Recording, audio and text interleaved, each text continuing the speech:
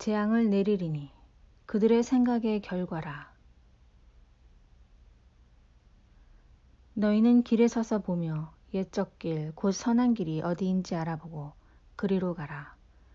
너희 심령이 평강을 얻으리라 하나 그들의 대답이 우리는 그리로 가지 않겠노라 하였으며, 내가 또 너희 위에 파수꾼을 세웠으니 나팔 소리를 들으라 하나 그들의 대답이 우리는 듣지 않겠노라 하였도다. 그러므로 너희 나라들아 들으라. 무리들아 그들이 당할 일을 알라. 땅이여 들으라. 내가 이 백성에게 재앙을 내리리니 이것이 그들의 생각의 결과라. 그들이 내 말을 듣지 아니하며 내 율법을 거절하였음이니라. 예레미야 6장 16절로 19절 말씀.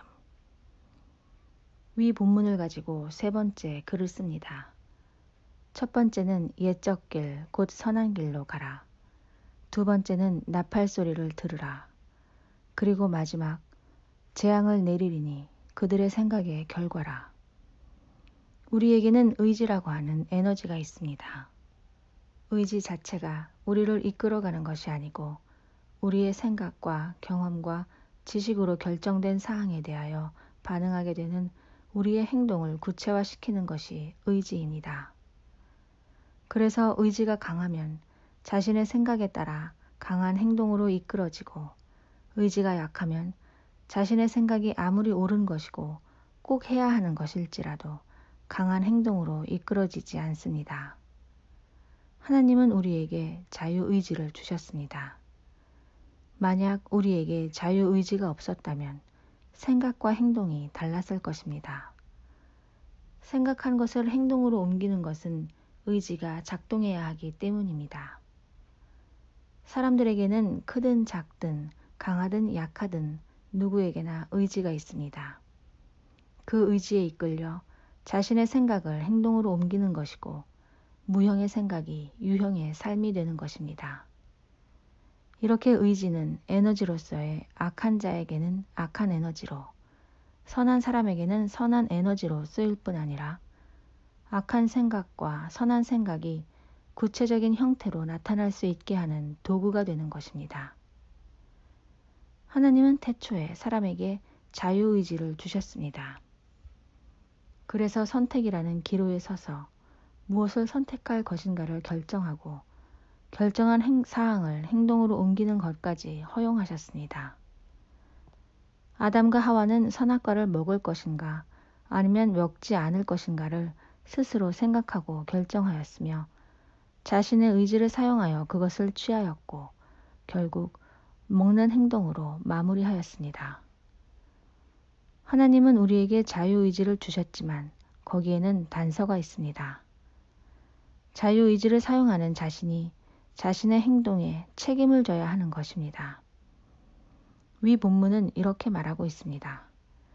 우리는 그리로 가지 않겠노라. 우리는 듣지 않겠노라. 그들이 그렇게 결정하고 행동한 까닭이 그들의 생각 때문이고, 그 생각의 결과로 취한 행동 때문에 하나님의 재앙을 받게 된다는 것입니다. 우리에게 이미 주어진 의지를 없앨 수는 없습니다. 의지라는 에너지는 늘 우리를 이끌어갈 준비가 되어 있습니다. 지금 우리에게 중요한 것은 바로 생각입니다. 우리의 생각이 옳은 것을 선택하고 진리를 선택하고 선한 길을 선택하여야 하는 것입니다. 이것을 너무나 잘 알면서도 잘 안 되는 이유는 우리의 본성이 너무나 악하고 잘못된 지식과 골절된 경험으로 만들어진 오류투성이의 거짓 정보가 내 안에 가득하기 때문입니다. 지난 수요일 예배 시간에 환상을 한 가지 보여주셨습니다. 두 사람이 있습니다. 한 사람은 자기 주위에 기와장같이 생긴 나무 판자를 수십 장씩 여러 무더기로 쌓아놓고 시험과 연단과 환난과 문제들이 다가올 때마다 그 판자를 마구 뒤지는 것이었습니다. 그리고는 판자를 하나 골라서 집어들고 다가온 문제를 그 판자로 열심히 막고 있었습니다. 그 판자에는 성경 말씀이 적혀 있었습니다. 이 사람은 문제가 다가올 때마다 그 문제에 적합한 말씀을 찾아 그 말씀으로 문제와 싸우는 것이었습니다. 이 사람은 시간이 갈수록 점점 지쳐갔고 결국 문제 앞에 쓰러질 수밖에 없었습니다. 또 한 사람이 있습니다. 이 사람은 주변에 판자가 하나도 없었습니다. 그럼에도 이 사람은 어떤 문제나 시험이 다가와도 흔들림이 없었으며 요동함 없이 평안을 누리고 있었습니다. 이 사람 안에는 놀랍게도 주님이 계셨습니다. 이 사람 안에 주님이 계심으로 주님의 빛이 이 사람 안에 가득하였고 또한 이 사람 밖으로도 빛이 반사되어 이 사람 주변이 밝은 빛으로 가득하였습니다. 어둠으로부터 날아온 모든 문제와 시험과 환난들이 빛에 닿자마자 다 녹아 사라졌고 이 사람은 평안한 상태를 계속 누리고 있었습니다. 처음 사람은 지금의 대부분의 신자들의 모습입니다. 성경을 많이 읽고 성경 공부도 많이 하였고 교회도 오래 다녀서 설교 말씀도 많이 들었고 그래서 알고 있고 외우고 있는 말씀이 많습니다. 이들은 성경 말씀을 자신의 문제 해결의 도구로 사용하면서 하나님께 때를 씁니다. 하나님, 성경에 이렇게 나와 있잖아요. 해결해 주세요. 해결해 주세요. 하나님이 계획과 의도와는 전혀 상관없는 오직 자신만의 유익과 자신의 욕구와 의지를 충족시키는 수단으로서 하나님의 말씀을 사용하는 것입니다. 어떻게 하여야 두 번째 사람 같이 온전히 주님과 하나 될 수 있을까요? 본문 말씀은 이렇게 말하고 있습니다. 옛적 길, 곧 선한 길로 가라. 기도의 목적을 바꾸십시오. 문제 해결이 아닌 주님 자신을 만나고 사귀는 시간으로서의 기도 시간을 가져야 합니다. 1시간이고 2시간이고 주님만 찾으십시오. 주님의 이름만으로도 충분합니다. 주님만을 사랑하기 위하여, 주님의 마음을 알기 위하여, 주님을 느끼기 위하여, 주님이 내 안에 계시기를 원하여 주님의 이름을 부르십시오.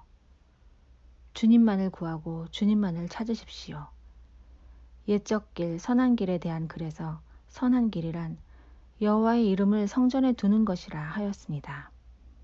그것은 문패의 이름이 바뀌는 것이고 그동안 내가 내 이름으로 살았다면 이제는 내 문패에 그리스도의 이름이 적히는 것이라 하였습니다.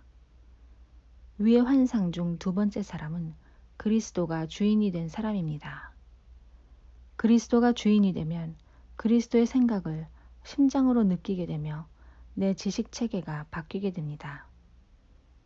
나의 잘못된 지식, 굴절된 경험, 오류투성이의 거짓 정보들이 주님의 지식과 지혜로 바뀌게 되며 주님의 살아있는 말씀이 내 안의 혈관을 따라 흘러 나를 강건하고 견고하게 세워줄 것이며 따라서 주님의 살아있는 말씀의 빛이 모든 시험과 문제들 앞에 요동치 않는 담대함과 평안을 주게 되는 것입니다. 옛적 길, 곧 선한 길로 갈 때 심령이 평강을 얻으리라 말씀하십니다. 오늘 말씀의 제목을 생각해 보십시오. 재앙을 내리리니 그들의 생각의 결과라. 우리의 생각을 생각하십시오. 나는 누구의 생각을 소유하였는가? 나는 누구의 생각으로 행동하는가?